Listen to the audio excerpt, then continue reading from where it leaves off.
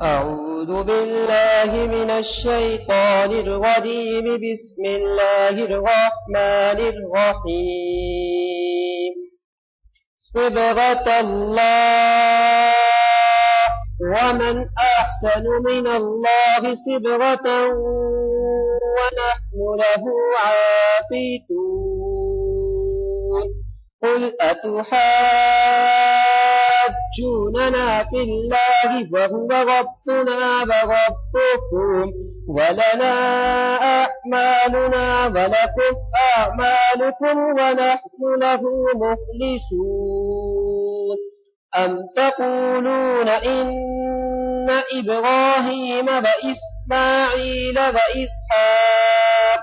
وإسحاق ويعقوب والأسباط كانوا هودا أو نصارى؟ قل أأنتم أعلم أم الله؟ ومن أظلم ممن كتب شهادة عنده من الله وما الله بغافل عما تعملون. تلك أمة قد خلت لها ما كسبت ولكم ما كسبتم ولا تسألون عما كانوا يعملون. صدق الله العلي العظيم.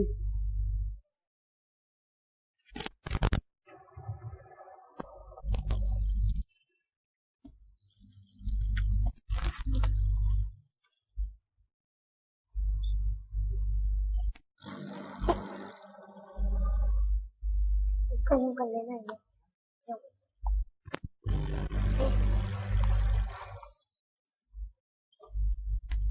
سارے اللہ تشریف کر لیں.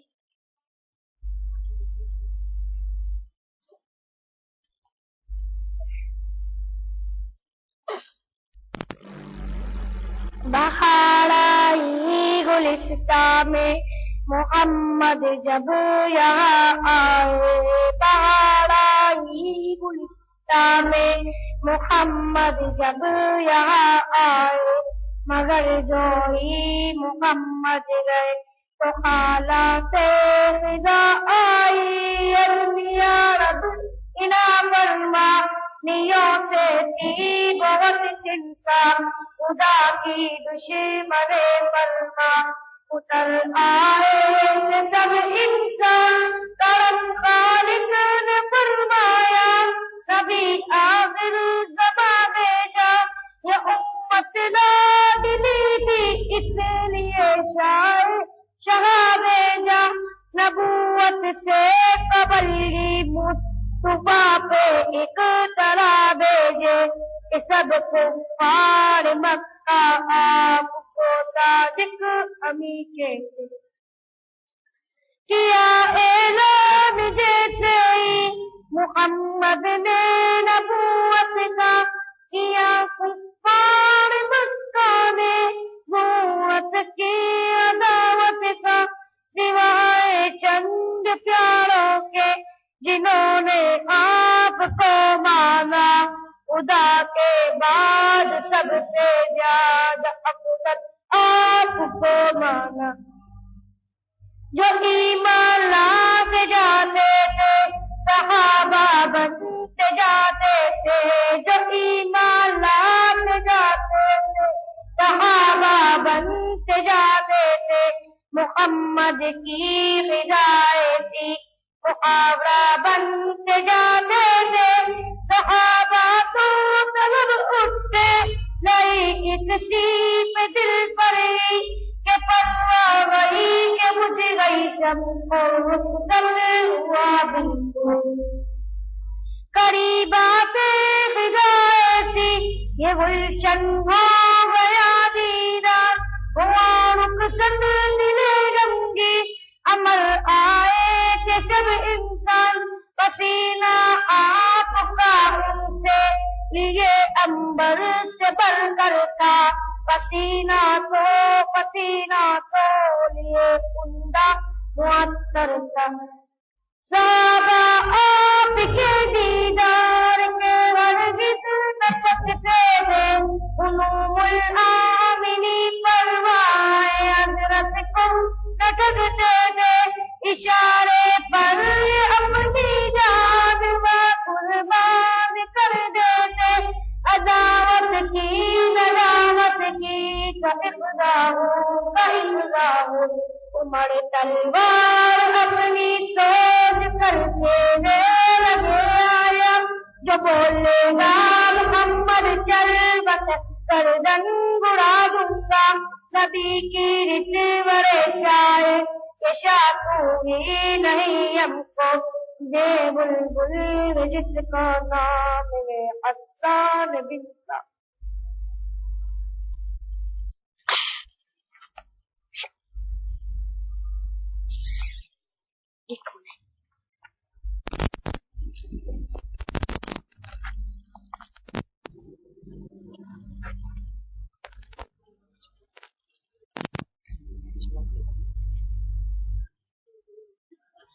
اے رسول علی خاتم المرسلین تجھ سا کوئی نہیں تجھ سا کوئی نہیں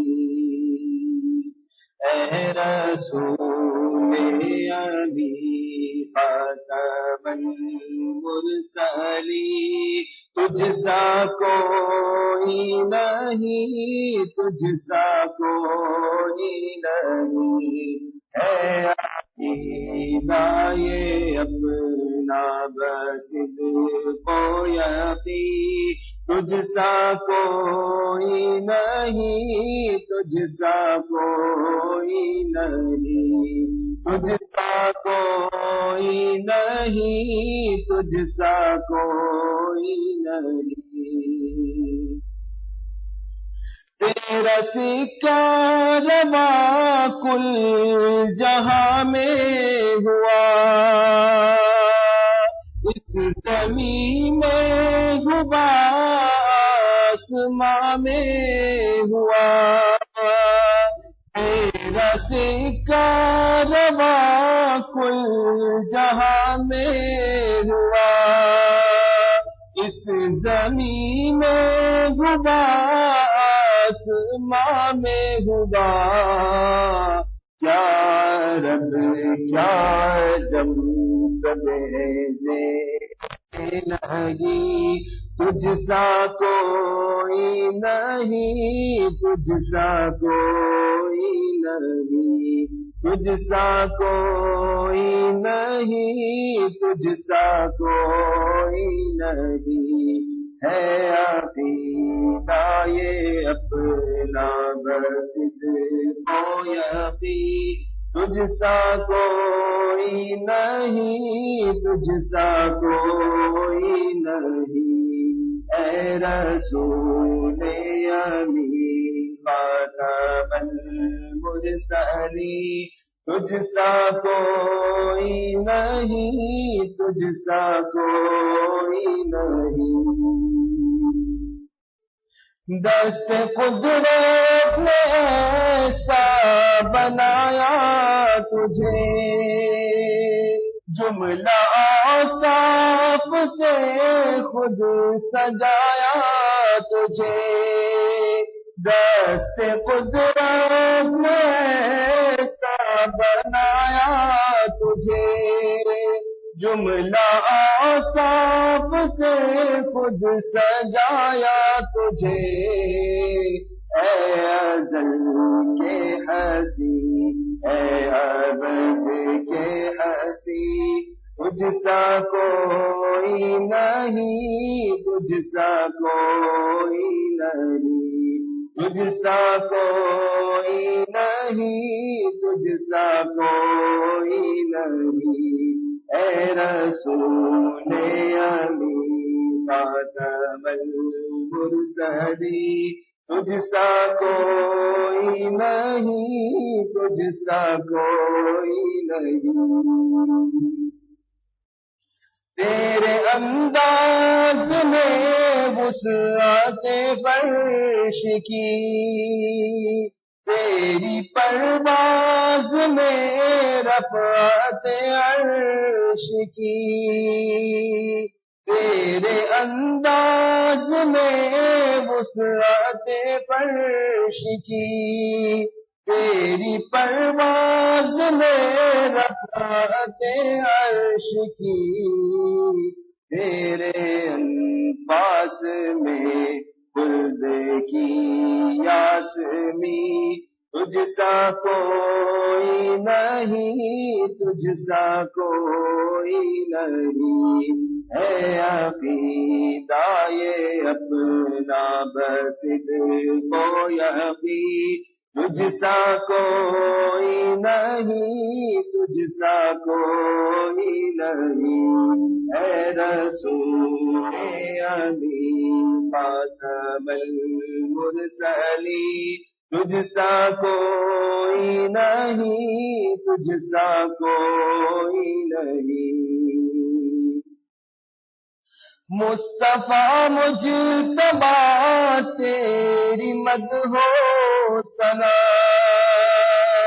میرے بس میں نہیں، دسترس میں نہیں، مصطفیٰ مجتبیٰ تیری مدح و ثنا، میرے بس میں نہیں، دسترس میں نہیں، دل کو ہمت نہیں، لب کو یارا نہیں، تجھ سا کوئی نہیں، تجھ سا کوئی نہیں، ہے عقیدہ یہ اپنا بصدق و یقین، تجھ سا کوئی نہیں، تجھ سا کوئی نہیں، اے رسول امین خاتم المرسلین، تجھ سا کوئی نہیں، تجھ سا کوئی نہیں، چار یاروں کی شان جلی ہے بھلی، ہے یہ صدیق فاروق عثمان علی، چار یاروں کی شان جلی ہے بھلی، ہے یہ صدیق فاروق عثمان علی، شاہد عدل ہے یہ تیرے جانشین، تجھ سا کوئی نہیں، تجھ سا کوئی نہیں، اے رسول امین خاتم المرسلین، تجھ سا کوئی نہیں، تجھ سا کوئی نہیں، تجھ سا کوئی نہیں، تجھ سا کوئی نہیں، اے سراپا نفیسن پسے دو جہاں، سرور دل برا دل برے عاشقاں، اے سراپا نفیسن پسے دو جہاں، سرور دل برا دل برے عاشقاں، ڈھونڈتی ہے تجھے میری جان عزیز، تجھ سا کوئی نہیں، تجھ سا کوئی نہیں، ڈھونڈتی ہے تجھے میری جان عزیز، تجھ سا کوئی نہیں، تجھ سا کوئی نہیں، ہے عقیدہ یہ اپنا بصدق و یقین، تجھ سا کوئی نہیں، تجھ سا کوئی نہیں، اے رسول امین خاتم المرسلین، تجھ سا کوئی نہیں، تجھ سا کوئی نہیں، تجھ سا کوئی نہیں، تجھ سا کوئی نہیں۔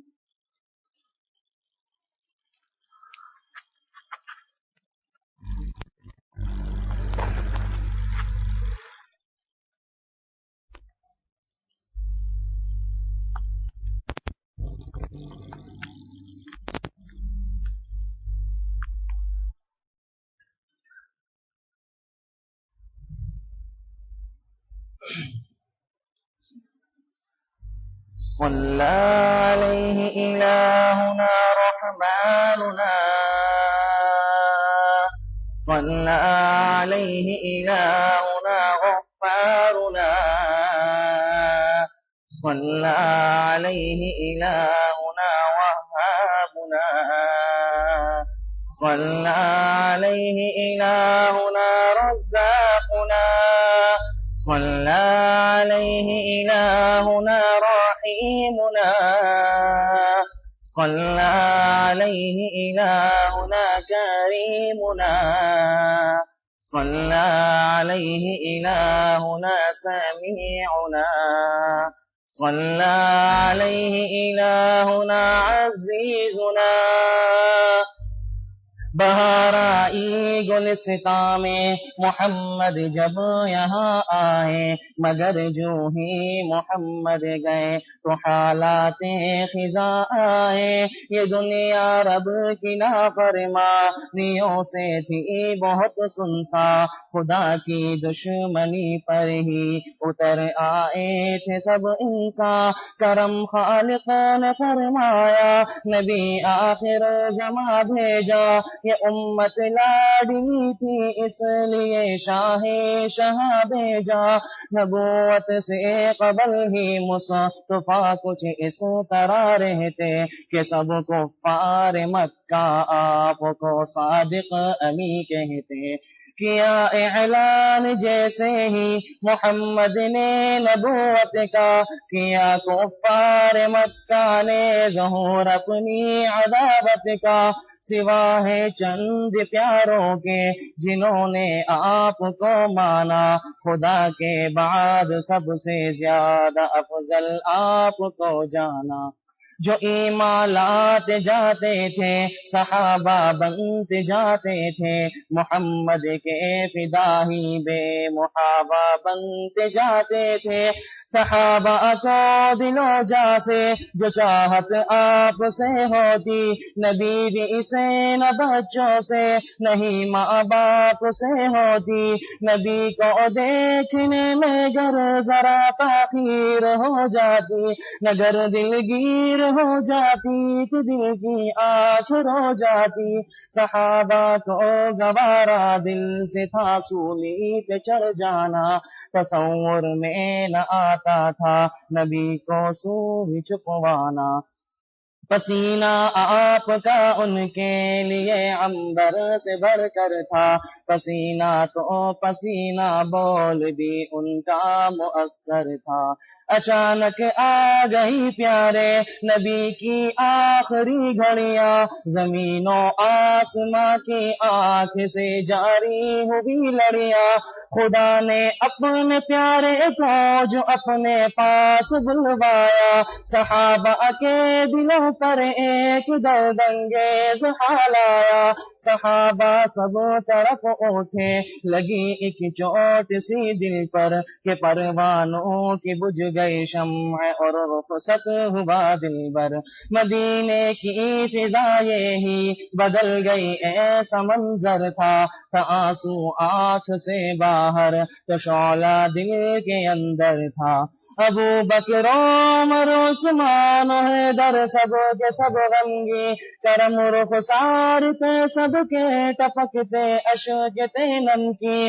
عمر تلوار اپنی سوت کر کہنے لگے نادا جو بولے گا محمد چل بس گردن اڑا دوں گا نبی کے درد فرقت سے ہوا عثمان پر سکتا حقیقت ہے کوئی عاشق جدائی سہ نہیں سکتا مسلسل رو رہے حضرت علی اپنے محمد پر حلق میں ہو گئی آواز ان کی بند رو رو کر صلی علیہ الہنا رحماننا صلی علیہ الہنا وہابنا صلی علیہ الہنا غفارنا صلی علیہ الہنا رزاقنا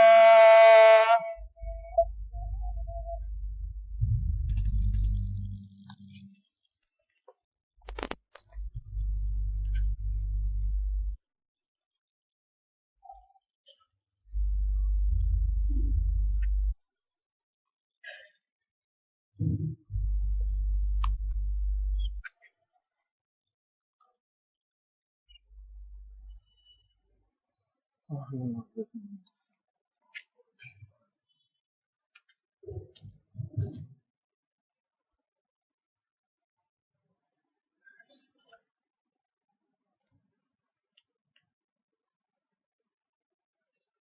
شریف پڑھ لیں. اللهم صل على محمد كما صليت على إبراهيم وعلى آل إبراهيم إنك حميد مجيد. اللهم بارك على محمد وعلى آل محمد كما باركت على إبراهيم وعلى آل إبراهيم إنك حميد مجيد. بسم الله الرحمن الرحيم. نحمده ونصلي على رسوله الكريم. أما بعد فأعوذ بالله من الشيطان الرجيم. بسم الله الرحمن الرحيم. وإذا سألك عبادي عني فإني قريب أجيب دعوة الداعي إذا دعاني فليستجيبوا لي وليؤمنوا بي لعلهم يرشدون. صدق اللہ مولانا العظیم. میرے محترم دوستو، بھائیو، بزرگو، یہ دنیا غم کدہ ہے. غم کی جگہ ہے، خوشی کی جگہ نہیں.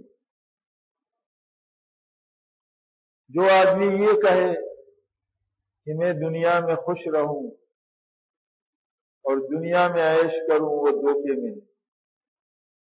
کیونکہ اس دنیا میں ہمارے باپ حضرت آدم علیہ نبینا علیہ السلام خوشی کے ساتھ نہیں آئے، غم کے ساتھ آئے. حضرت شیخ الحدیث صاحب رحمۃ اللہ علیہ نے لکھا ہے، حضرت آدم علیہ نبینا علیہ السلام دنیا میں جب آئے، ان سے ایک اللہ پاک نے جب پیدا کیا اور اس کے بعد ان کی روح سارے جبرائیل علیہ السلام کو بھیج کر سارے روئی زمین سے اس کی مٹی جمع کر دی گئی تاکہ ان کی اولاد میں ساری زمین کا حصہ ہو، ہر زمین کا رنگ آ جائے. اللہ نے آدم علیہ نبینا علیہ السلام کے جسم کو جب بنانا چاہا تو جبرائیل علیہ السلام کو بھیجا زمین کے سارے حصوں سے تھوڑا تھوڑا جمع کر، اور جمع کرنے کے بعد ایک خمیر بنا، جیسے آدمی آٹے کو گوندتا ہے ایسے گوند دیا، اور خمیر بنانے کے بعد ان کا ایک جسم اللہ نے تیار کیا. اور اس کے بعد فرمایا فنفخ فیہ من روحی، پھر اللہ نے اس میں اپنی روح پھونک لی. روح کیا ہے ہم نہیں جانتے. ہم کیا جانیں گے؟ کائنات کی وہ ہستی. وَيَسْأَلُونَكَ عَنِ الرُّوحِ، یہ لوگ آپ سے پوچھتے ہیں روح کیا چیز ہے. قُلِ الرُّوحُ مِنْ أَمْرِ رَبِّي، اے محبوب آپ ان کو کہہ دینا کہ روح تو میرے رب کا حکم ہے، بس اتنا جانتا. وَمَا أُوتِيتُم مِّنَ الْعِلْمِ إِلَّا قَلِيلًا، اور مجھے اس کے بارے میں بہت تھوڑا علم دیا. کون کہتا ہے؟ وہ ذات کہتا ہے جس کے بارے میں علماء فرماتے ہیں کہ سارے کائنات کا علم جمع ہو جائے، سارے نبیوں کا علم جمع ہو جائے، سارے ولیوں کا علم جمع ہو جائے، سارے دنیا کے عالموں کا اور سارے بزرگوں کا اور اولیاء کا علم جمع ہو جائے، تو جہاں ان کے علم کی انتہا ہے وہاں ہمارے آقا و مولا جناب رسول اللہ صلی اللہ علیہ وسلم کی علم کی ابتدا ہے. اور اس لیے آپ صلی اللہ علیہ وسلم نے فرمایا اوتیت علم الاولین والآخرین، مجھے اولین اور آخرین کا علم دیا گیا. اور آپ صلی اللہ علیہ وسلم کو کتنا علم دیا کہ ایک دن منبر پہ بیٹھ کر حضور پاک صلی اللہ علیہ وسلم نے قیامت تک آنے والے سارے فتنے بیان کر، اور ایک ایک فتنے کا بانی، اس کا دنیا میں بنیاد رکھنے والا، سب کے نام لیے، سارے فتنوں کی کیفیت بتائی قیامت تک آنے. کیوں کہ یہ اللہ نے بتایا تھا آپ کو اللہ نے تربیت فرمائی، آپ کو یہ علم اللہ نے دیا تھا. تو علم الاولین و آخرین جن کو دیا گیا، سارے اولین و آخرین کے علم جس سے علم کے مقابلے میں کم ہے، وہ کہتے ہیں وما اوتیتم من العلم الا قلیلا، مجھے روح کے بارے میں علم بہت تھوڑا دیا گیا۔ اور اس میں ایک نقطہ عرض کرتا ہوں، اللہ ہمیں بتانا چاہتے ہیں، اللہ ہمیں یہ دکھانا چاہتے ہیں کہ دنیا میں بڑے بڑے علم کے دعوے کرنے والوں، تمہارا علم کیا ہے؟ سب ناقص ہے۔ تم کو تمہارے بدن میں ایک روح پھیلی ہوئی ہے جو جسم کے ایک ایک حصے میں ایک ایک جز میں پہنچی ہے، وہ روح تمہارے سارے جسم میں پھیلی ہوئی ہے، لیکن تمہیں اس کا حقیقت معلوم نہیں۔ تو کیا علم ہے تمہارا؟ تم کو اپنے جسم کے روح کے بارے میں علم نہیں ہے تو تم دوسرے کے بارے میں کیا دعویٰ کرو؟ تمہارا علم کیا ہے؟ ایک آدمی کہ میں بہت بڑا عالم ہوں، میں بہت بڑا، مجھ سے بڑا کوئی عالم، اس لیے تو کہتے ہیں اللہ کو یہ دعویٰ بہت ناپسند ہے، جو یہ دعویٰ کرے میں بہت بڑا عالم ہوں۔ حضرت موسیٰ علیہ نبینا علیہ السلام سے اللہ نے برداشت نہیں۔ موسیٰ علیہ السلام کہتے ایک دن منبر پہ بیٹھے ہوئے تھے، خطبہ دے رہے تھے۔ موسیٰ علیہ السلام اپنے وقت کے تورات کے عالم تھے اور اپنے وقت کے جلیل القدر پیغمبر تھے، اور عیسائیت کی بنیاد عیسیٰ علیہ نبینا علیہ السلام کے سے پہلے یہ حضرت موسیٰ علیہ السلام وہ پیغمبر ہے جن کا سب سے زیادہ تذکرہ قرآن میں۔ تو کسی نے پوچھا، ایک بڑا بلیغ ہو، فصیح خطبہ دیا اور بڑے معلومات بتا دیے، تو ایک آدمی کھڑا ہو گیا، کہنے لگا کہ اللہ کے نبی کلیم اللہ، آپ سے دنیا میں کوئی بڑا ہے عالم؟ تو موسیٰ علیہ السلام نے کہا میرے سے بڑا نہیں۔ اللہ کو یہ بات ناگوار مانی، یہ دعویٰ کیسے کی ہے میرے نبی؟ اللہ نے کہا جب خطبہ ختم کیا، اللہ نے کہا جاؤ فلاں سرزمین میں میرا ایک بندہ ہے، اس کو میں نے ایسا علم دیا کہ تیرے پاس وہ علم نہیں، جاؤ ان سے ان کی شاگردی کرو۔ حکم ملا موسیٰ علیہ السلام، کیوں یہ دعویٰ جو کیا ہے، اب اس دعوے کی سے کیا حقیقت ان پہ کھولنا ہے۔ اللہ کو یہ دعویٰ ناپسند، اللہ کو ہر بڑائی کا دعویٰ ناپسند ہے۔ اس لیے حدیث شریف میں آتا ہے، آپ صلی اللہ علیہ وسلم کے حدیث قدسی بیان فرماتے ہیں اللہ کی طرف، الکبریاء ردائی والعظمت ازاری ومن نازعنی قسمتہ۔ اللہ فرماتے ہیں بڑائی تو میری چادر ہے اور عظمت میرا تہبند ہے، جس میں میرے ساتھ مقابلہ کرے گا میں اس کے ٹکڑے ٹکڑے۔ تو جو یہ دعویٰ کرے میں کچھ ہوں یا میرا کچھ ہے، یہ دعویٰ اللہ کو پسند نہیں، بلکہ ہم تو عبد ہیں۔ عبد کیا معنی؟ بندے ہیں اللہ کے۔ بندے کا معنی کیا ہے؟ ہمارے بھائی امین صاحب، اللہ ان کے قبر کو نور سے بھر دے، جو کراچی کے امیر تھے، تبلیغ کے امیر تھے، وہ فرماتے بندے کا معنی کیا ہے؟ میں کچھ نہیں، میرا کچھ نہیں، اللہ سب کچھ تیرا۔ میں کچھ نہیں اور میرا بھی کچھ نہیں اور اللہ سب کچھ تیرا۔ کتنا جامع معنی ہے۔ تو بندہ تو وہ ہے کہ وہ کچھ بھی نہیں ہے اور اس کا بھی کچھ نہیں، میرا کوئی حیثیت نہیں ہے، اور میرے پاس جو ہے اللہ وہ میرا نہیں، سب کچھ تیرا۔ اپنا کدھر ہے؟ اپنا اگر ہوتا تو ہم سے کوئی اپنی چیز کوئی کسی سے لے سکتا ہے؟ ہماری صحت اپنی نہیں ہے، اللہ جب چاہے صحت لے لے۔ ہماری جوانی اپنی نہیں ہے، جب چاہے اللہ جوانی لے لے۔ ہماری نظر اپنی نہیں ہے، جب چاہے بینا نہ بینا کر دے، بینا کو نہ بینا کر۔ آنکھیں کھلی ہوئی، بینا ہی ختم۔ کتنے لوگ ہمارے پاس آتے ہیں تعویذ لینے کے لیے، بھائی کیا ہوا؟ رات کو اٹھے، رات کو سوئے تو ٹھیک ٹھاک، صبح اٹھے تو آنکھ کی بینائی چلی گئی، آنکھ کھلا ہوا ہے بینائی نہیں، یہ کہاں چلی گئی؟ کس نے لے لی؟ ارے اپنی تھی نہیں، اس لیے جس کی تھی اس نے لے لی۔ اگر اپنی چیز ہوتی تو اپنی چیز کوئی لے کر۔ تو یہ سب کچھ کس کا ہے؟ اللہ کا ہے، ہمارا اپنا کچھ نہیں۔ ہم تو دنیا میں جو کچھ ہے ہمارے پاس امانت ہے۔ ہمارے پاس کیا ہے؟ اللہ کی دی ہوئی امانت۔ امانت کے اندر علماء نے لکھا دو مسئلے۔ ایک آدمی امانت میں اپنی مرضی سے تصرف نہیں کر سکتا، ایک آدمی امانت میں اپنی مرضی سے تصرف نہیں کی، جو جب جیسے چاہے کر، کسی نے آپ کے پاس امانت رکھ دی، اب آپ اس امانت کو اپنی مرضی سے استعمال نہیں کر سکتے جب تک اس کی اجازت نہ لے لیں۔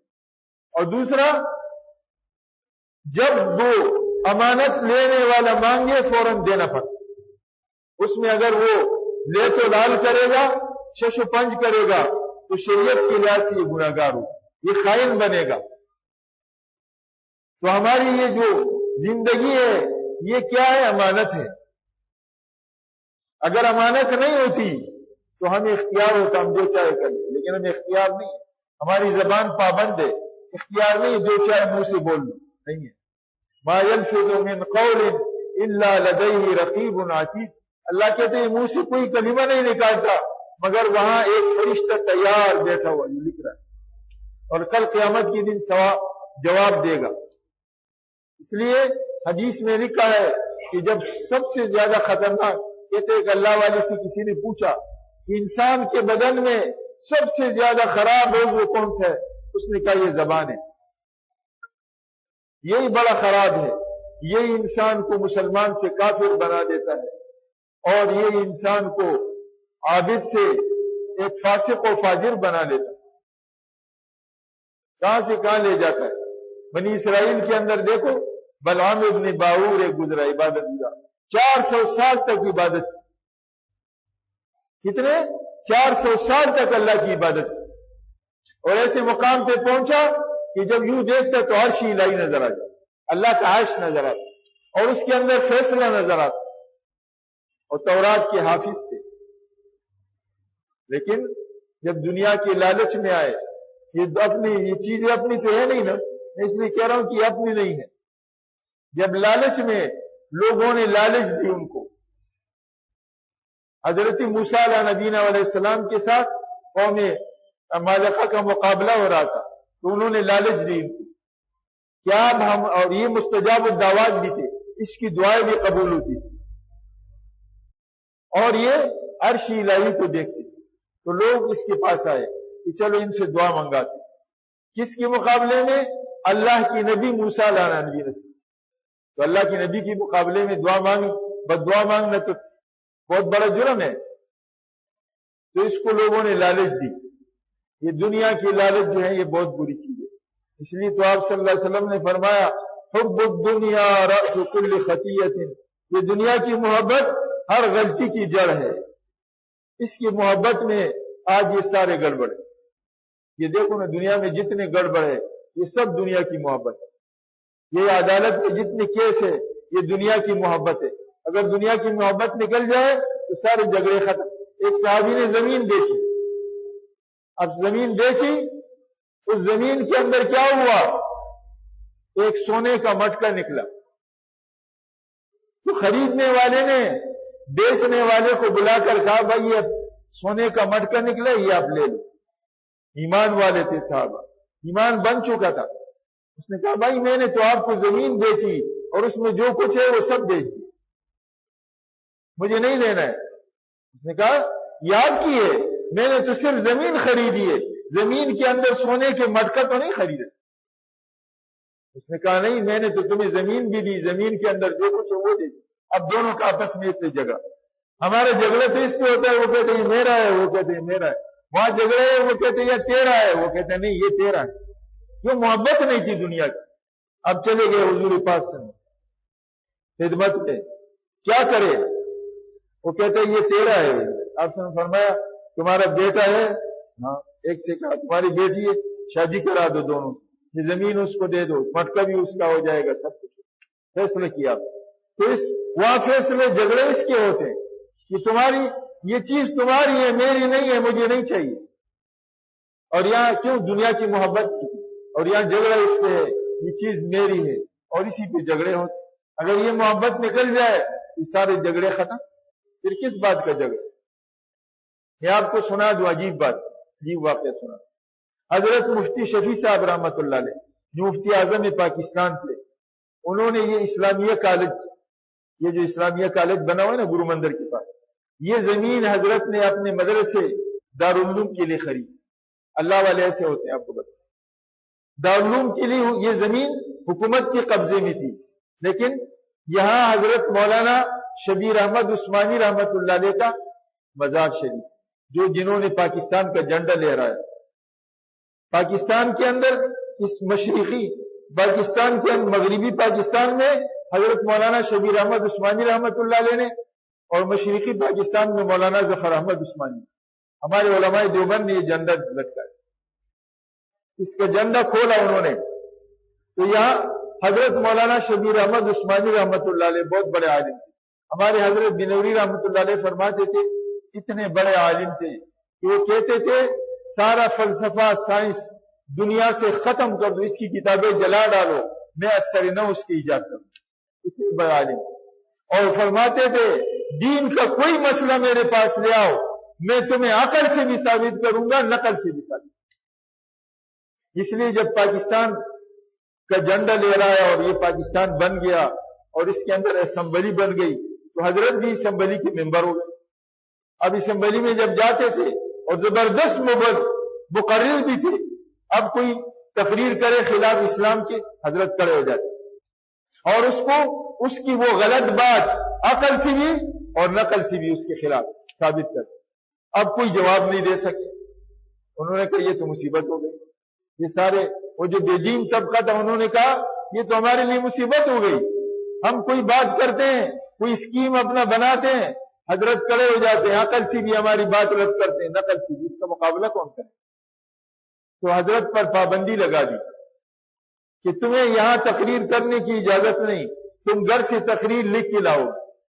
اب گھر سے لکھ کے کیا لائے، اس کو کیا پتا ہے کہ اسمبلی میں کیا بکواس ہوگی، کیا باتیں تھے، کیا جو ہے بل پاس ہوں گے، وہ تو آدمی کو پتا نہیں ہوتا۔ تو حضرت نے اسمبلی میں جانا چھوڑ دیا۔ اتنے بڑے علامہ وقت مولانا شبیر احمد عثمانی رحمت، ہمارے علماء بڑے بڑے سمندر علم کے گزرے، وہاں ان کا مزار ہے، اللہ نے ان کا مزار چھپا دیا ہے۔ پاکستان کے لیے جنہوں نے محنتیں کی، قربانیاں دی، جانیں لٹائی، ہمارے علماء ان کی اس کا ایک وجہ ایک اللہ والے نے بتائی، اور جنہوں نے خالی نام کیا ان کے تو بڑے بڑے مزار بن گئے، نام بن گیا۔ اور وہ ہمارے علماء، اب مولانا شبیر احمد عثمانی رحمۃ اللہ مزار شاید آپ کو پتہ بھی نہیں ہو، بہت سے لوگوں کو ایک گلی کے اندر ہے اور ایک کونے میں دروازہ بھی اس کا بند ہوتا ہے۔ اور مولانا ظفر احمد عثمانی رحمت اللہ علیہ کا مزار، جنہوں نے مشرقی پاکستان میں جھنڈا لے رہا ہے، ان کا مزار پاپوش کے قبرستان میں ہے، آپ کو پتہ بھی نہیں ہوگا، میں نے دیکھا ہے، بہت سے لوگوں کو پتہ نہیں ہوگا، حالانکہ حقیقت میں یہ بانی پاکستان مشرقی پاکستان وہ ہے، لیکن اللہ نے ان کی قبروں کو چھپایا۔ ایک اللہ والے سے کسی نے پوچھا یہ کیا بات ہے، اس نے کہا اللہ ہمارے علماء دیوبند کے عمل کو باقی رکھنا چاہتا ہے، کہ ان کا عمل اللہ کے لیے تھا، مخلوق کو دکھانے کے لیے نہیں، ان کے عمل کو اللہ نے باقی رکھا۔ تو میں آپ کو بتاؤں اس پہ کہہ رہا تھا، جھگڑے کے اوپر قصہ سنا رہا تھا، حضرت مفتی اعظم پاکستان مفتی شفیع صاحب رحمۃ، تو یہ اسلامیہ کالج کی زمین، اس میں یہ زمین جو تھی یہ حضرت مولانا شبیر احمد عثمانی رحمت اللہ علیہ کی اہلیہ کے قبضے میں، مفتی شفیع صاحب رحمت اللہ علیہ نے ان سے اجازت لی، وہ حضرت کی کوئی رشتے میں خالہ یا ایسے کچھ لگتی، اور حضرت شبیر احمد عثمانی رحمت اللہ علیہ مفتی شفیع صاحب رحمت اللہ علیہ کی استاد بھی تھے، ان سے اجازت بھی لی۔ پھر زمین چونکہ حکومت کی تھی لیکن قبضے میں ان کی تھی، اہلیہ کی تھی، اولاد نہیں تھی حضرت مولانا شبیر احمد عثمانی رحمت اللہ، تو حضرت مفتی شفیع صاحب رحمت اللہ علیہ نے اجازت نہیں ان سے، اور اجازت لے کیونکہ استاد کی اہلیہ تھی، اجازت لے کر زمین پاکستان کی تھی، حکومت پاکستان سے باقاعدہ قیمتاً اس زمین کو خریدا اور ان کے نام پہ ہو گیا۔ اب بیچ میں کچھ لوگوں نے شرارت، ہر جگہ دین کے دشمن تو ہوتے ہیں، لوگوں نے حضرت، اب عورت بیچارے تو عقل کی کمزور ہوتی ہے، تو حضرت مولانا شبیر احمد عثمانی رحمت اللہ علیہ کی اہلیہ سے لوگوں نے شرارت کی، ان کو ورغلایا کہ یہ مفتی اعظم تمہاری زمین پہ قبضہ کرنا چاہتا۔ ارے وہ سمجھتی نہیں تھی، یہاں مدرسہ بنتا، دارالعلوم بنتا، رات دن قال اللہ قال رسول ہوتا، حضرت شبیر احمد عثمانی رحمت اللہ علیہ کو اس کا ثواب پہنچتا، لیکن وہ بیچاری اب اتنا عقل تو ہے نہیں، اس کو ورغلایا کہ یہ تمہاری زمین پہ قبضہ کرنا چاہتا، تو اہلیہ نے مخالفت کی. حضرت مفتی شفیع صاحب رحمۃ اللہ علیہ نے دیکھو شہر کے بیچ میں زمین ہے، خریدی، قیمتاً خریدی، مفت نہیں تھی. حکومت پاکستان سے کاغذات بھی مل گئے، سب کچھ مل گیا، لیکن اہلیہ نے مخالفت کی، حضرت مولانا شبیر احمد، اور وہ بھی غلط فہمی کی بنیاد پہ. ان کو مدرسہ بنانا تھا، کوئی جائیداد بنانی نہیں تھی، کوئی بنگلہ نہیں بنانا تھا، دین کا مرکز بنانا تھا، دارالعلوم بنانا، اور حضرت کو اس کا ثواب پہنچا، لیکن وہ بیچاری سمجھی نہیں، انہوں نے مخالفت کی. تو حضرت نے اس زمین کو چھوڑ دی. لوگوں نے کہا حضرت یہ شہر کے بیچ میں ہے، بڑا قیمتی زمین ہے، یہاں مدرسہ آباد ہوگا، چاروں طرف سے لوگ آئیں گے، اور آپ کے نام پہ الاٹ ہو چکی ہے، کوئی آپ زیادتی بھی نہیں کر رہے، ظلم بھی نہیں کر رہے، آپ کا حق بنتا ہے. حضرت نے فرمایا میں اپنی استاد کی بیوی کو تکلیف نہیں دے سکتا، یہ ناراض ہے تو مجھے ایسی زمین نہیں چاہیے، چھوڑ دی. ایسے قربانی کوئی دے گا؟ آج کسی کے نام پہ کوئی پلاٹ الاٹ ہو جائے اور پیسے بھی وہ ادا کر لے اور کاغذات بھی مل جائے اور ایک عورت بلا وجہ مخالفت شروع کر دے تو اس کو چھوڑ دے گا؟ لیکن یہ اللہ والے تھے، یہ دنیا کے لیے لڑنے جھگڑنے والے نہیں تھے. حضرت مفتی شفیع رحمۃ اللہ علیہ نے فرمایا مجھے ایسی زمین نہیں چاہیے دارالعلوم کے لیے جس میں میری استاد کی بیوی ناراض، مجھے نہیں چاہیے. اتنا احترام تھا استاد. حضرت نے چھوڑ دیا. اللہ نے اس کے مقابلے میں، یہ تو چند گز کی زمین تھی، اللہ نے اس کے مقابلے میں پورا کورنگی کے اندر شرافی گوٹ دے، اتنی بڑی زمین کے پورا پتہ نہیں کتنا ایکڑ زمین اللہ نے دی، اور آج اس پر دارالعلوم آباد ہے، اور آج بھی اس کے اندر بہت بڑی زمین باقی. ایک مرکز ہے، قبرستان بھی اس کے اندر ہے، بڑے بڑے اللہ والے دفن ہیں. ہمارے ڈاکٹر عبدالحی صاحب بھی اس میں دفن ہے، جو اللہ کے بہت بڑی ولی. ڈاکٹر عبدالحی صاحب عارفی اس کا نسبت تھا، حضرت مولانا اشرف علی تھانوی رحمۃ اللہ علیہ کے خلیفہ تھے، اور عارفی ان کا لقب تھا. علماء کہتے ہیں ان کے ایک مکن، ان کے ایک شاعر دیوان عارفی کے نام سے دیوان چھپائے، کہتے ہیں اس دیوان کا ایک شعر ہے جو مکن ہے، وہ اس تمام دیوان کا مکن ہے. وہ کیا ہے؟ اس سے ملنے کی ہے یہی ایک راہ، ملنے والوں سے راہ پیدا کر. یعنی اللہ سے ملنے کی ایک ہی راستہ ہے، جو اللہ سے ملنے والے یعنی اللہ والوں سے اپنا تعلق جوڑ دے. اس سے ملنے کی ہے یہی ایک راہ، ملنے والوں سے راہ پیدا کر. یہ ڈاکٹر عارفی، یہ بھی وہاں مدفون ہے. ہمارے مفتی ولی حسن صاحب رحمۃ اللہ علیہ بھی وہاں دفن ہے. سید رضی الدین صاحب بھی دفن ہے. بھائی واسف منظور صاحب بھی مدفون ہے. بڑے بڑے اللہ والے وہاں اس سرزمین پہ اس شرافی گوٹ میں دارالعلوم کی مدفون. تو حضرت نے یہ چھوٹا سا زمین، آج اس پہ اسلامیہ کالج بن، روز جھگڑے ہوتے ہیں، روز طلباء کی ہڑتالیں ہوتی ہے، روز فتنے ہوتے ہیں، بلکہ میں سمجھتا ہوں اس کالجوں میں بدنام کالج ہوئے. مدرسہ بنتا قال اللہ قال رسول ہوتا، مگر نہ سمجھی کی وجہ سے. مگر اللہ کے بندے نے، ہمارے مفتی اعظم نے کہا میں اپنے استاد کی بیوی کو ناراض کرنا نہیں چاہتا، چھوڑ دیا اس نے، حالانکہ الاٹ ہو چکا، پیسے دے چکے تھے. تو جو دنیا کی محبت جس کے دل میں نہیں ہوتی وہ اپنا حق دے کر مسئلہ چھوڑاتا ہے. اور حدیث شریف میں آیا ہے، آپ صلی اللہ علیہ وسلم نے فرمایا جو حق پہ ہوتے ہوئے وہ حق اس کا بنتا ہوں، اس پہ ہوتے ہوئے بھی اب جھگڑا ختم کرنے کے لیے اپنا حق معاف کر دے، تو آپ صلی اللہ علیہ وسلم نے فرمایا میں ضامن ہوں، میں جنت کے بیچ میں اس کو محل بنا کے، میں اس کے لیے جنت کے بیچ میں محل بنا کے دوں. کتنے بڑی سعادت، خوش قسمتی ہے اس آدمی. تو جنت کے بیچ میں جس کا محل میں بنے گا اس کو جنت بھی تو ملے گی نہیں. ایسا تو نہیں ہے نا کہ جنت کے بیچ میں محل مل جائے اور وہ جنت میں نہیں جائے. یعنی خوشخبری ہے کہ جو اپنا حق جھگڑا ختم کرنے کے لیے معاف کر دے، اللہ اس کو جنت بھی دیں گے، جنت کے بیچ میں محل بھی. تو میں عرض پتہ نہیں کہاں سے کہاں بٹک گیا. میں عرض کر رہا تھا کہ یہ دنیا جو ہے یہ غمگدہ ہے، یہ خوشی کی جگہ نہیں. آدم علیہ نبینا علیہ السلام یہاں خوشی میں نہیں ہے. اللہ نے جب پیدا کیا اور جسم بنایا ساری دنیا کی مٹی سے، اور پھر جنت میں بھیج دیا، جاؤ جنت میں کھاؤ پیو. کیوں بھیج دیا؟ اللہ بتانا چاہتے ہیں کہ تمہارا اصلی ٹھکانہ یہ ہے، یہ دنیا تمہارا اصلی ٹھکانہ نہیں ہے، یہ تو مسافر خانہ ہے۔ دنیا کیا ہے؟ مسافر خانہ۔ وہ کہتے ہیں نا، ایک فقیر کہیں جا رہا تھا، عبد الملک ابن مروان کے محل سے گزرا۔ ایک فقیر عبد الملک ابن مروان کے محل سے گزرا تو محل کے سامنے کھڑا ہو کر غور سے دیکھنے لگا۔ تو عبد الملک ابن مروان نے اس کو دیکھا کہ یہ فقیر جو ہے میرے محل کو بڑے غور سے دیکھ رہے، کیا بات ہے؟ اس نے اس فقیر کو بلایا، یہ بنی امیہ کا خلیفہ ہے، عمر ابن عبدالعزیز رحمت اللہ علیہ کا سسر ہے۔ اس نے اس کو بلایا، بولا فقیرہ تو میرے محل کو بڑے غور سے دیکھ رہے، کیا دیکھ رہا ہے؟ اس نے کہا میں یہ دیکھ رہا ہوں یہ مسافر خانہ کس کا ہے؟ تو عبد الملک ابن مروان کو بہت غصہ آیا کہ میرے محل کو مسافر خانہ کہتا ہے۔ مسافر خانہ تو وہ ہوتا ہے جس میں آدمی ایک دو رات کے لیے ٹھہرے پھر چلے جائے، یہ تو میرا محل ہے، اس میں تو میں ہمیشہ رہنے کے لیے ساری زندگی گزاروں گا۔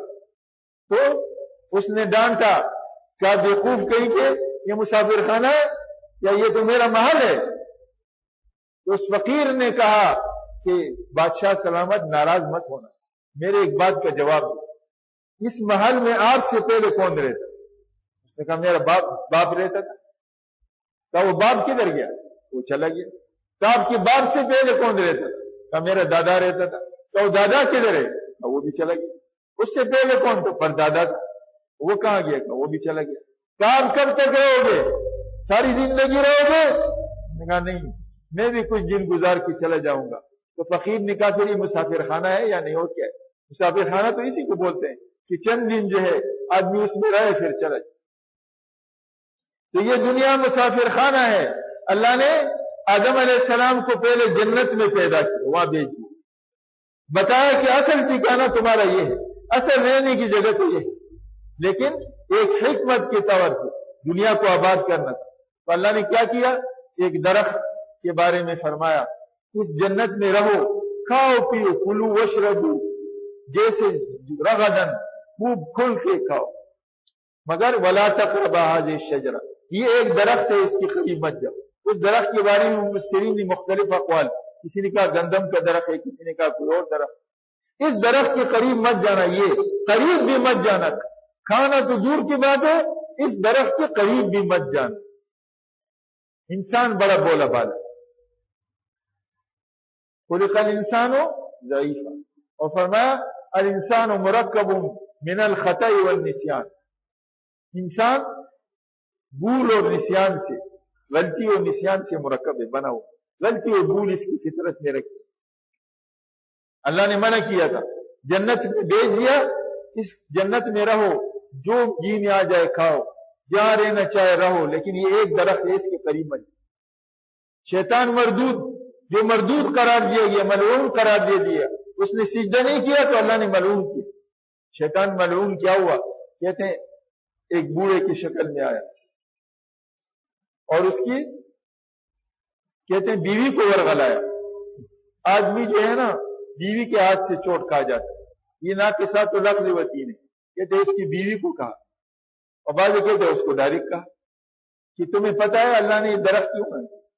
اس درخت کو کھاؤ گے نا تو تم ہمیشہ ہمیشہ کے لیے جنت میں رہو گے، اور درخت نے اس لیے منع کیا کہ تم جب نہیں کھاؤ گے تو تم جنت سے نکال دیجیے، اور قسم بھی کھا لی۔ آدم علیہ السلام ہمارے باپ، ہمارے پردادا، بولے بالے آدمی، کبھی اس نے جھوٹی قسم زندگی میں سنی نہیں، کبھی یہ تجربہ نہیں ہوا کہ اللہ کے نام پہ کوئی جھوٹی بھی قسم کھا سکتا۔ وقاسمہما انی لکما لمن الناصحین، شیطان نے قسم بھی کھائی کہ میں تمہارا ہمدرد ہوں، قسم بھی سچ کھائی۔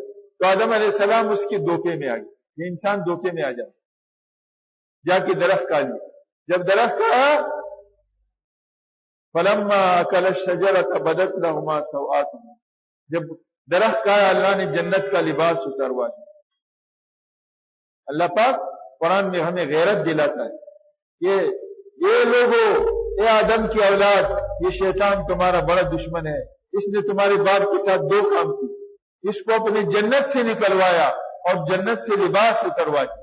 جیسے ایک آدمی کسی کو کہے کہ ارے تو فلانے سے دوستی کرتا ہے، اس نے تو تیرے باپ کو گھر سے نکال دیا اور اس کی کپڑے بھی اتروا دیے، اس طرح اللہ پاک غیرت دلاتا ہے اپنے بندوں کو کہ میرے بندو یہ شیطان تمہارا ایسا بڑا دشمن ہے اس نے آدم علیہ السلام کو جنت سے نکلوایا اور جنت کا لباس اتروا دیا. اب آدم علیہ السلام سے جنت کا لباس اترا تو اب درخت کے پتے اب اوپر لگانے, کیونکہ جسم ننگا ہو تو کوئی شریف آدمی ننگا برداشت نہیں کر سکتا. تو کہتے ہر درخت کہتے مجھ سے دور ہو جاؤ, مجھ سے دور ہو جاؤ, تم نے اللہ کی نافرمانی کی, میں تمہیں پردہ نہیں دے سکتا ہے. تو اللہ نے حکم دیا. اللہ اصل میں اللہ کی حکمت تھی, یہ نہیں کہ کوئی نعوذ باللہ ان سے گناہ کبیرہ ہو گیا. حکمت ہی الہی تھی, اللہ نے دنیا کو آباد کرنا, اس دنیا میں لانا تھا. جاعل فی الارض خلیفہ پہلے سے کہہ دیا, پیدائش سے پہلے, تو زمین کو بھیج دیا. اب زمین پہ جب آئے تو کہتے ہیں حضرت آدم علیہ نبینا علیہ السلام 40 برس تک روئے. اتنے روئے کہ اگر ان کے آنسو جمع کیے جائے اور قیامت تک ان کی اولاد کے آنسو جمع کیے جائے تو آدم علیہ السلام کے آنسو بڑھ جائیں, اور آنسو جمع کیے جائے تو اس میں کشتیاں چل جائیں. اتنے روئے آدم علیہ السلام. تو حضرت شیخ نے لکھا ہے کہ جس زمین پر آدم علیہ السلام, ہمارے باپ آدم علیہ السلام روتے ہوئے آئے, روتے ہوئے زندگی گزاری, اس میں اس کے بیٹوں کو خوشی کہاں سے ملی؟ ہاں, خوشی اگر لینا ہے تو ایک ہی راستہ ہے, کیا اللہ کے عاشق بن جاؤ, اللہ کے رسول کے عاشق بن جاؤ تو تمہارے دل کے سارے غم دور ہو جائیں. اس لیے خواجہ عزیز الحسن فیضوب رحمت اللہ علیہ کا ایک ربائی ہے, وہ کہتے ہیں کسی کو رات و دن سرگرم فریاد و فغا پایا, کسی کو رات و دن سرگرم فریاد و فغا پایا, کسی کو فکر گوناگو میں ہر دم مبتلا پایا. کسی کو رات دن سرگرم فریاد و فغا پایا, کسی کو رات دن سرگرم فریاد و فغا پایا, کسی کو ہم نے آسودہ نظیر آسماں پایا. ہم نے کسی کو خوش زمین کے آسمان کے نیچے آج تک کسی کو خوش نہیں دیکھا. آگے کیا کہتا ہے؟ بس ایک مجذوب کو اس غم گدے نے شاد ماں پایا. ایک مجذوب جو ہے نا, یہ غم کدا ہے, دنیا کو غم کدا, اس کو خوش پایا. آگے کہتے غموں سے بچ نہ ہو تو آپ کا دیوانہ بن جاؤ. اللہ کا دیوانہ بن جاؤ تو غم سے بچ جاؤ گے. کہتے ہیں ایک اللہ والے سے کسی نے کہا کہ کیسی گزر رہی, آپ پر کیسی گزر رہی؟ اس اللہ والے نے کہا اس آدمی پہ کیسے گزرے گی جس کا ہر کام اس کی مرضی کے مطابق ہوتا ہے, جس کا ہر کام اس کی مرضی کے مطابق ہوتا ہو. اس نے کہا یار ایسا تو ہم دنیا میں کسی کو نہیں دیکھا, بادشاہ کو بھی نہیں دیکھا کہ ہر کام اس کی مرضی کے مطابق ہوتا ہو. اس اللہ والے نے کہا میں ہوں نا, میرا ہر کام میری مرضی کے مطابق ہوتا. اس نے کہا یہ کیسے, ہم نے تو ایسا کبھی دیکھا نہیں. اس نے کہا میں آپ کو بتاتا ہوں, یہ ایسے ہے کہ میں نے بہت سوچا کہ میں دنیا میں اپنی مرضی چلاؤں, لیکن میری مرضی نہیں چلتی. کس کی چلتی ہے؟ وما تشاؤون الا یشاء, تم نہیں چاہتے, جو چاہتے وہ نہیں ہوتا, مگر اللہ جو چاہتا ہے وہ ہوتا. تو میں نے دیکھا میری مرضی تو چلتی نہیں ہے. کس کی چلتی ہے؟ اللہ کی. تو میں نے اپنی مرضی کو اللہ کی مرضی کی تابع بنا. رضا بالقضاء, اس کو کیا کہتے ہیں بزرگان دین؟ کہتے ہیں رضا بالقضاء. یہ کہتے ہیں ولایت کا آخری درجہ. جب آدمی ولایت کی منزلیں طے کرتا ہے نا, تو ایک منزل آتا ہے جس میں آدمی رضا بالقضاء کی منزل پہ آتا ہے, یعنی خدا کے ہر فیصلے پہ راضی, ہر فیصلے پہ راضی. اللہ نے جو فیصلہ کیا راضی. ہم نے بھائی واسم منظور صاحب کو, یہ ہمارا بھائی, یہ بیٹا جو ہے میرا, یہ کیا نام ہے, حارث موجود ہے, ہم ان کی زیارت کے لیے جاتے ہیں. بھائی واسم منظور صاحب بڑے اللہ والے, تبلیغ والے, کینسر کی بیماری میں مبتلا تھے. کینسر والے کو کتنا درد ہوتا ہے, کتنی تکلیف ہوتی ہے, لیکن دے اللہ والے جب ہم ملاقات کے لیے جاتے تو ہم پوچھتے حضرت کیا حال ہے؟ کہتے اب الحمدللہ پہلے سے تو بہت اچھا. کبھی ان کے منہ پہ ہم نے شکایت نہیں دیکھی. نیشنل اسپتال میں داخل تھے, یہ جو محمود آباد کے پاس نیشنل اسپتال اس کے اندر داخل تھے. ہم جمعے کی رات زیارت کے لیے اکثر جایا کرتے. آخری رات جب ہم گئے, جبکہ بالکل اتنے تکلیف میں, اتنے شدید تکلیف میں تھے کہ جسم کو ہاتھ لگاؤ تو جیسے تلوار مارو, ایسی تکلیف. جسم کے ایک ایک ٹکڑے پہ ایسے درد جیسے لوگ تلوار مار رہے. اس حال میں بھی میں نے پوچھا حضرت کیا حال ہے؟ کہا پہلے سے تو بہت اچھا, پہلے سے تو بہت اچھا. کہتے ہیں ہر چیز میں راضی برضا ہو تو مزہ دیکھ، دنیا ہی میں رہتے ہوئے جنت کا مزہ دیکھ۔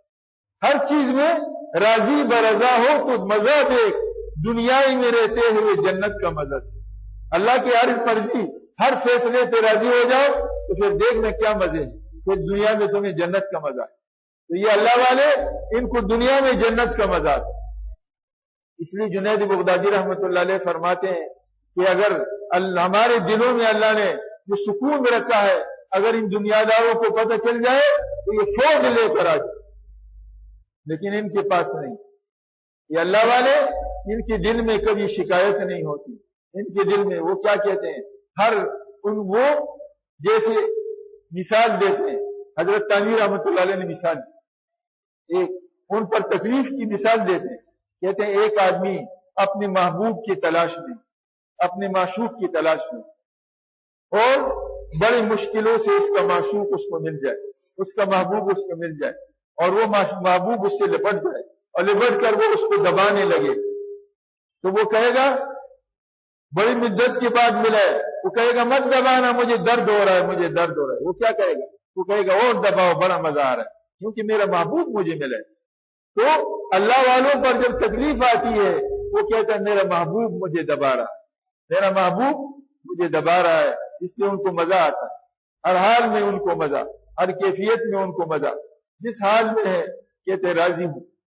اس لیے آپ صلی اللہ علیہ وسلم نے مسلمان کو دعا سکھائی کہ جب بھی کوئی پوچھے تو یہ کہو الحمدللہ علی کل حال واعوذ باللہ من حال اہل النار، اللہ کی تعریف ہے ہر حال پہ، اور میں جہنمیوں کے حال سے پناہ میں، کافروں سے، کہ اللہ نے مجھے کلمے والا بنایا، کلمے سے محروم نہیں کیا، اس لیے کہ دنیا کی تکلیف تو آخر گزر جائے گی، دنیا کی تکلیف گزر جائے گی، دنیا کی راحت بھی گزر جائے گی، دنیا کی تکلیف بھی گزر جائے گی، موت پر ساری تکلیفیں ختم۔ اگر ایک آدمی ساری زندگی تکلیف میں ہے، موت آئے گی ساری زندگی کی تکلیفیں ختم کر، اور اگر ایک آدمی ساری زندگی خوشی میں ہے، موت آئے گی ساری خوشیاں ختم کر، آگے معاملہ اس کے ساتھ اس کے عمل کے مطابق۔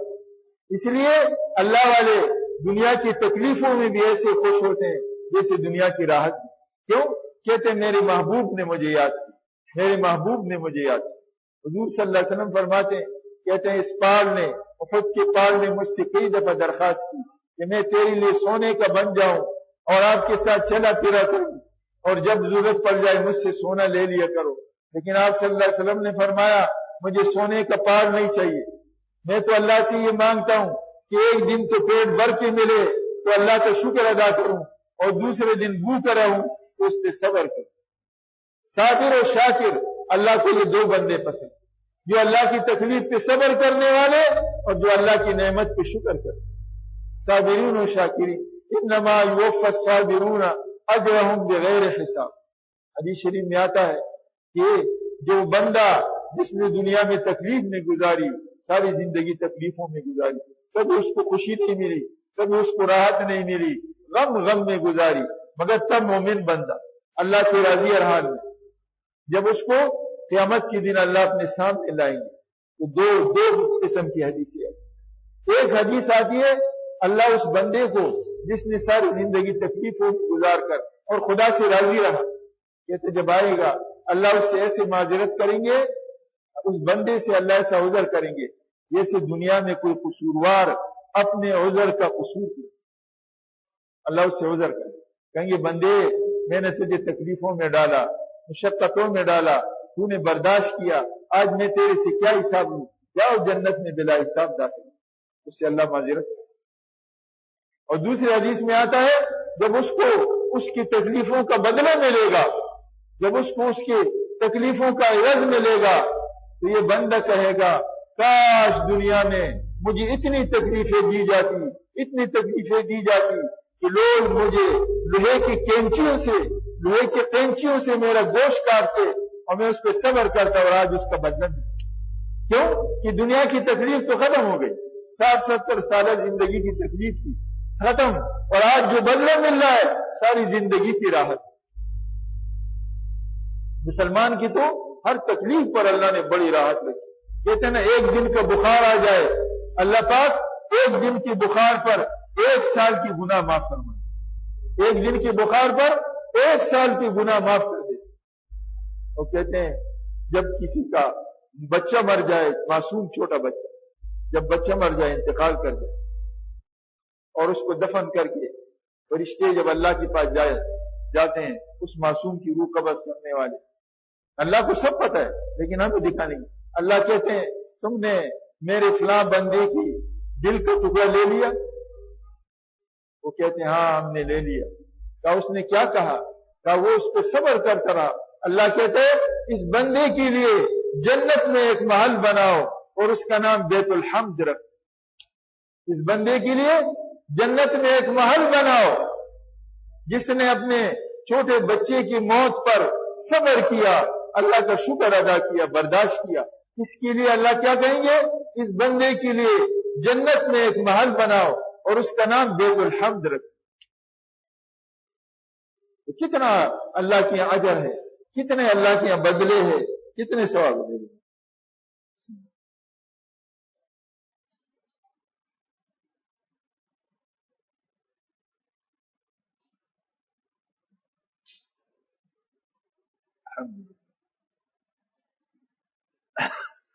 اس لیے میرے دوستوں بزرگوں، میں آپ کے سامنے یہ ساری چیزیں اس لیے عرض کرتا ہوں کہ ہم اس دنیا میں رہتے ہوئے ہمارے سامنے مختلف مسائل ہیں۔ آپ سے آج چند باتیں عرض کرنی، پتہ نہیں کل کو ہمیں نصیب ہوگا نہیں ہوگا، کیونکہ ہمیں پتہ نہیں۔ اللہ نے ہمیں، وہ کہتے ہیں آپ صلی اللہ علیہ وسلم نے فرمایا میں ایک ہاتھ سے نوالا اٹھاتا ہوں، مجھے نہیں پتا کہ میرا ہاتھ پہلے منہ کو جاتا ہے یا موت اس سے پہلے آ جائے، اور کل کا پتہ نہیں کہ کل کیا ہونے والا۔ تو ہمیں یہ نہیں پتا کل ہمیں پھر کل کی رات بھی ہمیں رمضان کی ملے گی یا نہیں۔ اس لیے آپ سے درخواست کرتا ہوں کہ دیکھو اس دنیا میں رہتے ہوئے ہمارے ساتھ بہت سے مسائل ہیں، مختلف مسائل میں ہم مبتلا ہوں۔ ہر آدمی جو ہے اس دنیا میں رہتے ہوئے مختلف مسائل میں مبتلا ہوگا۔ چند چیزیں آپ اختیار کریں، چند چیزوں کو اختیار کریں، انشاءاللہ دنیا کی زندگی آپ کے جنت کا نمونہ بن جائے۔ پہلا نمبر کام، جب دنیا میں رہتے ہوئے آپ پہ مختلف حالات آئیں، کیونکہ یہ دنیا ہے دار الامتحان، خوشی کا گھر نہیں ہے۔ حضرت شیخ نے لکھا ہے کہ جس زمین پر ہمارے باپ ہمارے آدم علیہ السلام غم کے ساتھ آئے، اس زمین پر اس کے بیٹے خوشی کیسے ملی، وہاں خوشی کیسے ملی؟ اور جس زمین پر ہمارے آقا و مولا جناب رسول اللہ صلی اللہ علیہ وسلم، جس کے لیے یہ کائنات بنائی گئی، یہ کائنات جس کی خاطر بنائی گئی، وہ کہتے ہیں وَلَقَدْ أُوذِيتُ فِي اللَّهِ وَمَا أُوذِيَ أَحَدٌ، مجھے اللہ کے بارے میں اتنا ستایا گیا کہ میرے سے زیادہ کسی کو نہیں ستایا۔ علماء کہتے ہیں سارے نبیوں کی تکلیف ایک طرف اور ہمارے آقا کی تکلیف دوسری طرف، اس سے زیادہ۔ تو جس محبوب کو اس دنیا میں ستایا گیا ہو، ہم اور کون ہے، ہم کون ہوتے ہیں کہ ہم دنیا میں خوشی کی زندگی گزاریں۔ اس لیے آپ سے درخواست ہے کہ اس دنیا میں اب ہم جائیں گے، ابھی تک تو ہم مسجد میں بیٹھے ہوئے تھے بڑے امن سے، اللہ کا گھر دار الامن، امن دخلہ کان آمنا، جو بیت اللہ میں داخل ہو گیا وہ امن میرا۔ اب دنیا میں جائیں گے، ہمارے ساتھ مختلف مسائل آئیں گے۔ تو آپ سے میری درخواست ہے 3 کام کرنا۔ کتنے؟ 3، لمبے نہیں، 3 کام۔ سب سے پہلا کام، اللہ کی طرف سے آنے والے ہر حال پر خدا کا حمد و شکر ادا کہ اللہ تو نے بھیجا ہے، میں اس پہ راضی ہوں، تیری طرف سے آنے والے ہر حال پہ راضی۔ تو کیا ہوگا؟ جنت میں محل بنے گا جس کا نام بیت الحمد ہو جائے۔ پہلا کام تو یہ، آپ اللہ کے ہر فیصلے پہ راضی ہوں گے۔ تو جب قیامت میں اللہ کے سامنے جائیں گے، اللہ کہے گا اس بندے سے میں کیا حساب لوں، میں نے اس کو تکلیفوں میں ڈالا، پریشانیوں میں ڈالا، اس بندے نے صبر کیا، کوئی شکوہ گیرا نہیں کیا۔ فرشتوں کو کہیں گے میں اس بندے سے کیا حساب لوں، لے جاؤ اس کو بے حساب جنت میں داخل۔ کتنا بڑا اجر ہے۔ تو میں نے عرض کیا 3 کام کرنا۔ ایک تو پہلا نمبر، جب دنیا میں کوئی حال آ جائے تو اللہ کے سامنے کبھی شکایت نہیں کرو، کیونکہ اگر شکایت کرو گے تو اللہ پاک کی طرف سے اس حال سے زیادہ اور تکلیف والا حال ہے. شکایت کیا ہوگے تو اللہ کے خفاس مصیبتوں کے خزانے ہیں خزانے ہیں. اور اگر رضا غیر القضا ہوگا اللہ کے فیصلے کی رضا کا اظہار کرو گے تو اللہ اس تکلیف کو ہلکا کر دیں گے, غم کو آپ کا راحت کے اندر بدل دیں گے اور آخرت میں آپ کے لیے جنت کا گھر بنا دیں. ایک کام. اور دوسرا کام کیا ہے؟ جو حال آ جائے دنیا کے اسباب اختیار کرنے سے پہلے اس حال کو لانے والے کے سامنے ہاتھ پھیلا. کوئی تکلیف آ جائے, اللہ والوں نے کیا کیا؟ اللہ والوں نے ہمیں سبق دیا, جب کوئی حال آ جائے رات کو اٹھو, وضو کرو, 2 رکعت نماز پڑھو, اللہ سے مانگو, ساری پریشانیاں ختم. اور یہاں ایک جماعت آئی تھی, وہ جماعت کے اندر ایک بزرگ بیان کر رہے, کہنے لگے عرب کہتے ہیں الساعۃ الاثنین الرکعتین فی ساعۃ الاثنین مع الدمعین یکفی الہم والحزن. کہتے ہیں 2 رکعتیں ہو اور رات کے 2 بجے ہو اور اس پر 2 آنسو بہا دو, ساری دنیا کے غم اور فکر ختم. اللہ والوں نے یہ کیا. ہمارے حضرت شیخ, کیا کروں, میرا شیخ مجھے یاد آتا, ہمارے حضرت شیخ بنوری رحمت اللہ علیہ فرماتے ہیں میرا کوئی مسئلہ آتا تھا, میں نے زندگی میں کبھی کسی کے سامنے اپنے مسئلے کو ظاہر نہیں کیا. ہمیں سبق میں کہتے آج تک میں نے اپنے حاجت کو کسی مخلوق کے سامنے ظاہر نہیں کیا. اور میرے وہ شیخ حضرت مولانا عبدالحق صاحب رحمت اللہ علیہ جو میرے طریقت کے شیخ ہے, جس کے نام سے میں آپ کو بیعت کرتا ہوں, حضرت فرماتے تھے میں نے ساری زندگی کبھی اپنے حاجت کو مخلوق کے سامنے پیش نہیں. میرا جو ضرورت پڑی میں خالق کے سامنے کھڑا ہوں. ہمارے ایک بھائی ہے, چچازاد بھائی ہے, محمد ابھی ہے مدینہ منورہ میں, تائزاد بھائی ہے میرے, بڑے اللہ والے نیک آدمی ہے. ہمارے سلسلہ نقش بندے میں میرا پیر بھائی ہے, وہ بھی حضرت مولانا عبدالحق صاحب رحمت اللہ علیہ سے بیعت, میں بھی ان سے. وہ کہتے ہیں میرا جو مجھ پر جو حال آتا ہے میں سیدھے جاتا ہوں روزہ اقدس پہ کھڑا ہو جاتا ہوں. میں سیدھے مدینہ منورہ میں رہتا ہے, میں سیدھے جاتا ہوں روزہ اقدس پہ کھڑا ہو جاتا ہوں اور وہاں اپنا وہ حال پیش کر دیتا ہوں اور دعا مانگتا ہوں. کہتے صبح آنے سے پہلے میری تکلیف دور ہوئی. تو میرے شیخ حضرت بنوری رحمت اللہ علیہ فرماتے تھے میں نے زندگی میں اپنی کوئی حاجت مخلوق کے سامنے پیش نہیں. جب میری ضرورت پڑی تو میں نے کیا کیا, میں رات کو اٹھا, میں نے اللہ سے مانگا, ابھی صبح نہیں ہوئی کہ میری ضرورت پوری. تو دوسرا کام کیا ہے میرے دوستوں, ذرا تکلیف آپ کو برداشت کرنی ہوگی, ذرا مشقت کرنی ہوگی.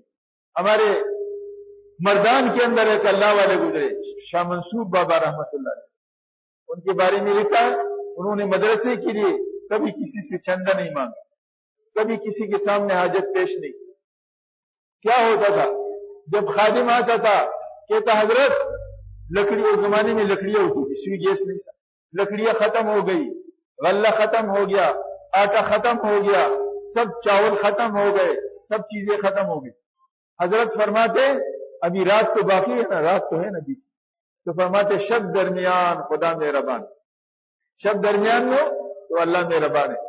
تو حضرت کے بارے میں آتا ہے جب آدھی رات ہوتی حضرت کھڑے ہو جاتے وضو کر. میں نے ان کی زیارت کی, میں اور میرے ایک ماموزاد بھائی مولانا متی الرحمان صاحب, ہم ان کی زیارت کے لیے گئے مردان میں چلہ لگانے گئے. جب ہم گئے مشکات شریف پڑھا رہے, مشکات کا درد بڑے سے اللہ والے, ایسے بڑے اللہ عجیب اللہ والے مشکات شریف پڑھا رہے تھے اور قریب میں ان کی مسجد بالکل شہر کے کونے پہ تھی. سامنے جو ہے کھیت تھے, غلے کے کھیت, اس میں فصل لگا ہوا تھا اور لوگ جا رہے تھے.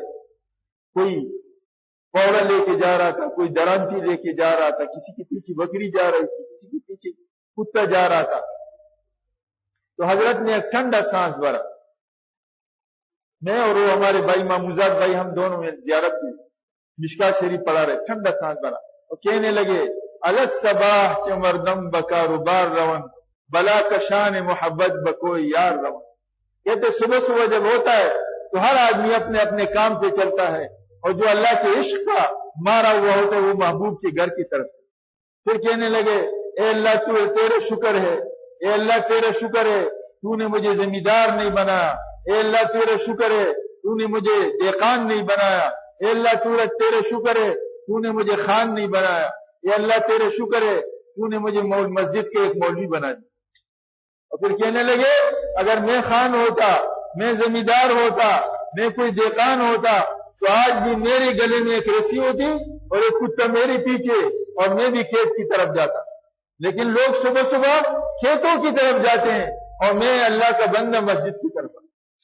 الصباح مردم بکاروبار رون بلا کشان محبت بکو یار۔ اور اس کے ساتھ ایک پشتوں کا شعر پڑھتے تھے، مدام د غم باران وریگی تو خوشحالی شبک کار کی ناراضی پرتوک دی سوڑی سوڑی راور زچی ہر یو سوڑا بندوم جڑا رہے۔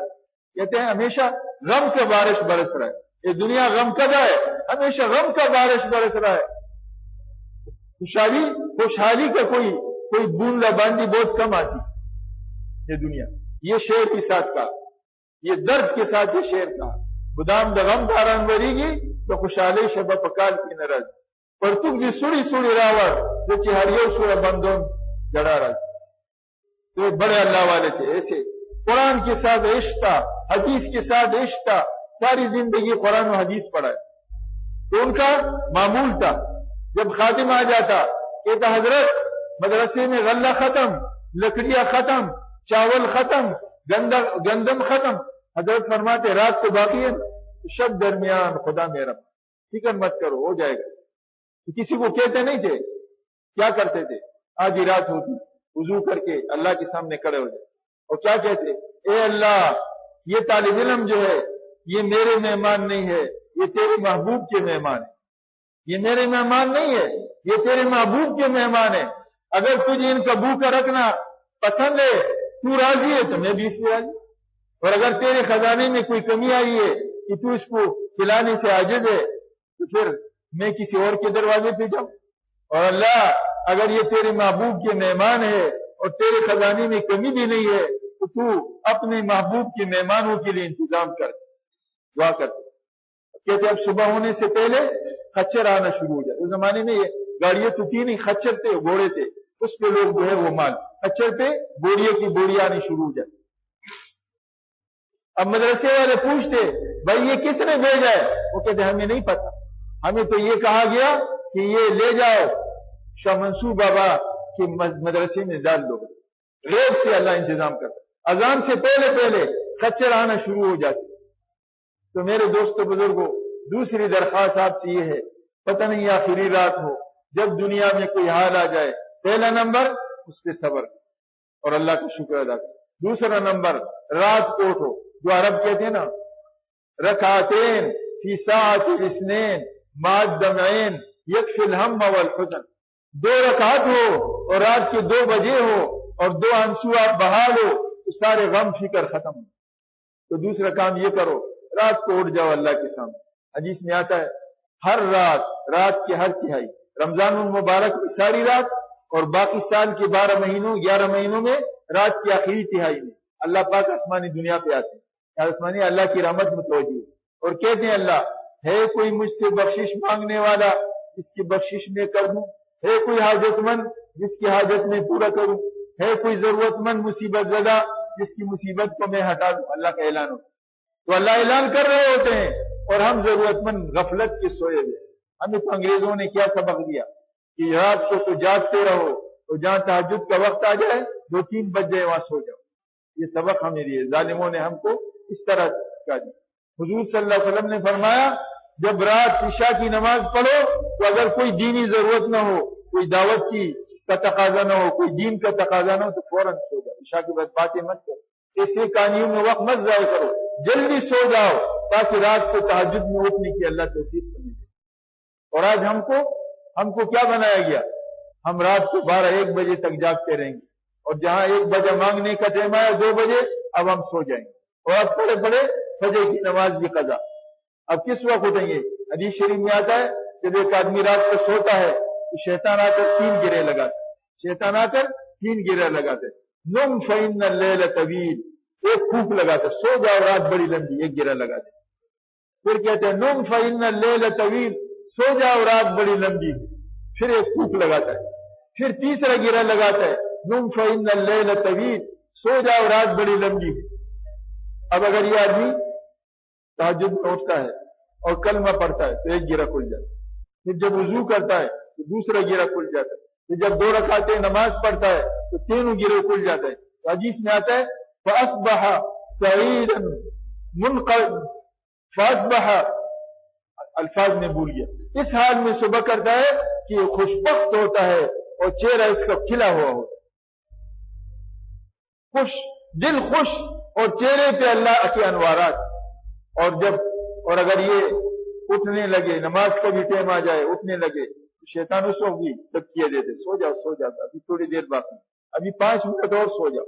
اس 5 منٹ میں اس کو سلا دیتا ہے تو نماز بھی چلی جاتی۔ اب پھر وہ دیکھتا ہے یار جماعت تو چلی گئی، چلو نماز پھر بعد میں پڑھنی، تو وہ نماز بھی قضا کر لیتا ہے۔ اب اس کے بعد نماز قضا کر کے اٹھتا ہے تو حدیث کے الفاظ ہے فَأَصْبَحَ خَبِيثًا مُنْقَبِضًا، اس حال میں صبح کرتا ہے کہ منحوس چہرہ ہوتا ہے، گھٹا ہوا دل۔ تو میرے دوست بزرگوں، رات کو پھر اٹھو، رات کو دوسرا کام کیا ہے؟ رات کو اٹھو اور اللہ سے مانگ لو، دیکھو اللہ کی فیصلے کیا، اللہ تمہارے لیے کام بناتے ہیں۔ اور تیسرا کام کیا ہے؟ سنت کے مطابق اسباب اختیار۔ اللہ نے سنت کے مطابق، یعنی مسئلہ پوچھ لو عالم سے کہ میں مجھ پر یہ تکلیف آئی ہے، اس کے لیے میں کیا سبب اختیار کروں، شریعت کے مطابق، شریعت کا طریقہ اختیار کرو گے، اللہ سے مانگنے کا، دعا کرنے کا، پھر بیچ میں کسی کو ڈالنا ہے تو ڈال دو جو شریعت کا حکم۔ شریعت کے خلاف کہیں نہ کرنا، نہیں تو وہ معاملہ تمہارا الٹا ہو جائے گا۔ ہمارے یہاں کیا ہوتا ہے، کسی بھی کوئی مسئلہ آتا ہے وہ الٹا غلط راستہ اختیار کر لیتا ہے، شریعت کے خلاف راستہ اختیار کرتا ہے، اب اس میں پھنس جاتا ہے، اب معاملے میں پھنس جاتا ہے۔ کسی کا دو مسلمانوں کا معاملہ ہوتا ہے نا، وہ جا کر کے جھوٹا کیس اس پہ بنا دیتا ہے، جھوٹا کیس۔ اب جھوٹے کیس میں پھنستا ہے تو پہلے تو سالوں تک عدالت کے چکرے کاٹتا ہے، اور اس کے بعد اخیر میں جب کچھ راستہ نہیں ملتا ہے تو کہے چلو ابھی فیصلہ کر لیں۔ تو اس لیے غلط اسباب اختیار کرنے سے شریعت نے جو تمہیں حکم دیا وہ اختیار، سچا راستہ اختیار کرو، صلح کا راستہ اختیار کرو، درمیانے راستہ اختیار کرو، اللہ تمہارے لیے خیر کا فیصلہ فرمائیں گے۔